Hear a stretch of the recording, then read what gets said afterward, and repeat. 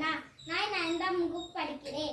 நான் பேசுகிற தலைப்பு முயற்சி துணையாக்கும். முயற்சி துணையாக்கும் முயன்றினை இன்மை புகுத்திவிடும். இது திருவள்ளுவரின் பொன்மொழிகள். முயற்சியடையோ இகழ்ச்சியடையா, முயன்றால் விடுதது எதுவும் இல்லை என்பது இம்மனின் மணிமொழிகள். வையகத்துள் வாழ்வாங்கு வாழ்ந்து சேகரின செய்து வெற்றி கொடி நட்டிட விடாமுயற்சி மட்டுமே தேவை.